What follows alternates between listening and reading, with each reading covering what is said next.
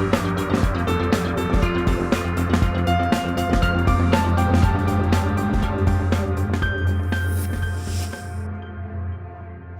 and welcome to the Small Business Show with me, Sindi Myeza, standing in for Chris Bishop. Now, I know you might have seen these trucks driving around. We're here in Limbro Business Park in Marlborough to meet Karen Schott, the founder of By Word of Mouth. We want to find out how she got her business right. Hi, I'm Karen. I'm the founder of By Word of Mouth Catering and Events. We specialize in external catering for events within corporates, canteens or staff restaurants. We have floral, hiring and decor division. And I think what sets us apart is we literally have all of this under one roof, and we continually change with the times, bringing in new businesses and evolving daily. So Karen, at 23, that's when you started your business. Where did it all begin? I think I was just completely passionate about catering and wanting to go into the industry. And I came to Johannesburg without a business plan, without money, and literally just took it slowly. Started cooking for small dinners, small functions, started doing bigger functions for corporates, and the business, it grew rapidly. I think in those days I had something that other people didn't have, and there was very little competition. Do you still remember your first client? I do remember my first client. And what did you serve them? You know, they were having picnics. They were taking clients to Sun City, and I did beautiful Wimbledon-style picnic baskets for them to take on the bus. And I actually still, the girl who gave me that particular function, I still do work for today. Wow. So Yeah. where did the name come from, By Word of Mouth? The business is actually called It's a Matter of Taste, trading as By Word of Mouth. Okay. I can't lie, I worked for a company By Word of Mouth in London, so all my sweatshirts, all my uniforms had By Word of Mouth, so people got to know me as By Word of Mouth, and literally I stole the name. So there are a few By Word of Mouths around the world, Okay.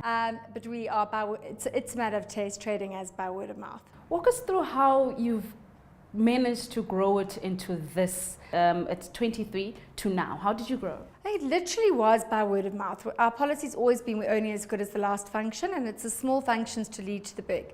So we were doing small little private dinner parties and these corporate lunches, and then we'd get the year-end party for 1,000 people. So I quickly had to recruit staff, waiters, chefs, people to help me tap up the quotes, and that's literally how it grew. I carried on the business like that for about 10 years.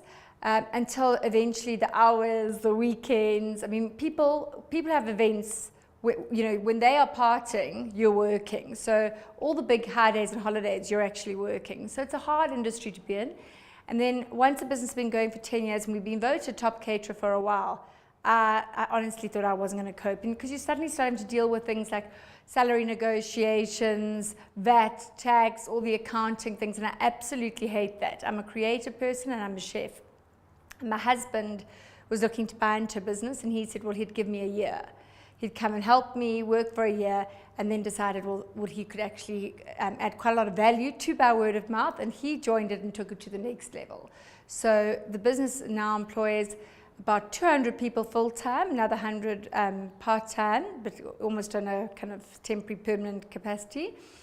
So we're about 300 in total now, and my husband's brought in different corporate units where we do catering within corporates now. We have beautiful kind of pret-a-manger type shops, and we do corporate catering within some of the top corporates.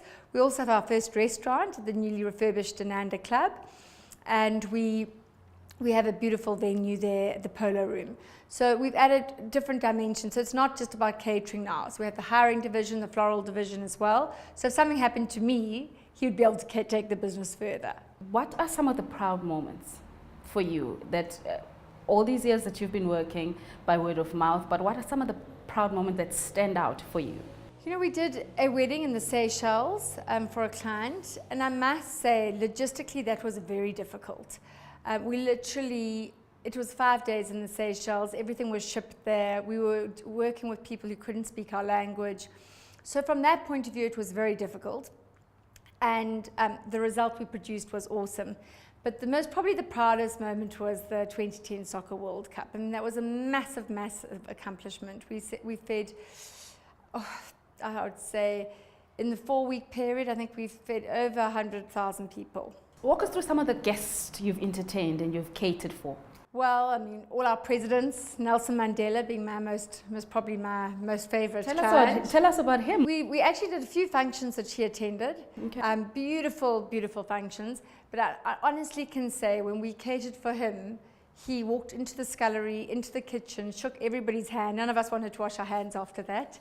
So he was just so appreciative and so grateful, and just a wonderful, wonderful person to have cooked for. We've done all the presidents of South Africa. Obviously, we've cooked for all of them. We've done presidents around the world, Bill Clinton. We've done Angelina Jolie. We've cooked for the royal family. And obviously with the World Cup, there were all the presidents who came out, and obviously we were cooking for all of them. So we really have cooked for lots of beautiful, exciting people. What sets you apart? What makes you different from other catering companies? It's really, really hard now because there's so much competition. So I travel a lot, and we bring in new ideas. And no sooner you've brought in the new idea, the next person is copying you. So it's continually changing, continually reinventing ourselves. So it doesn't just come from me. We rely a lot on our colleagues to help us. My husband also comes up with great ideas. So we're always reinventing the wheel, and always, I think, always changing.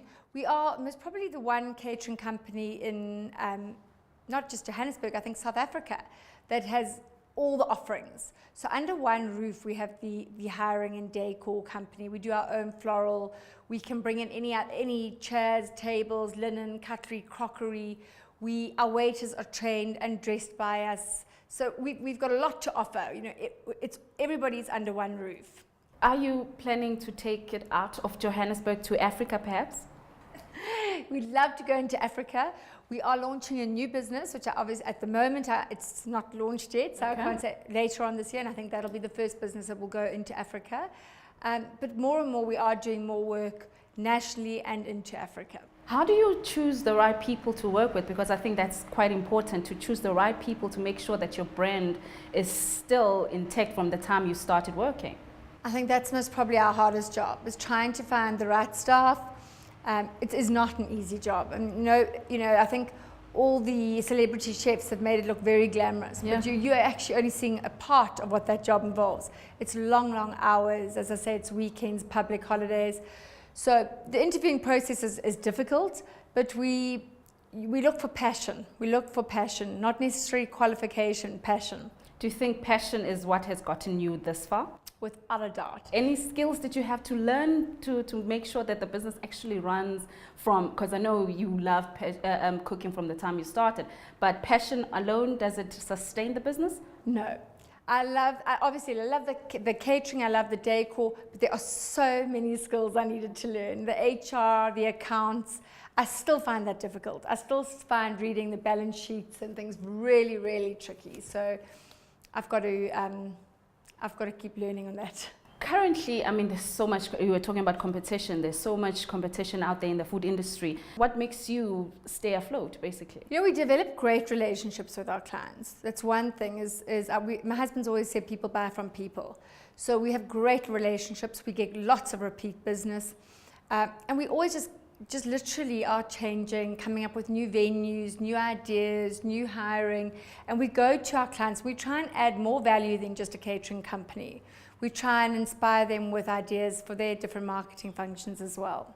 When you started, what type of support did you get? From family, from banks, from what type of support do you need to start a business, basically? Well, other than you need some financial support. Yes. But I didn't need too much because I started cooking from home, and so from that point, but suddenly you get a huge big job.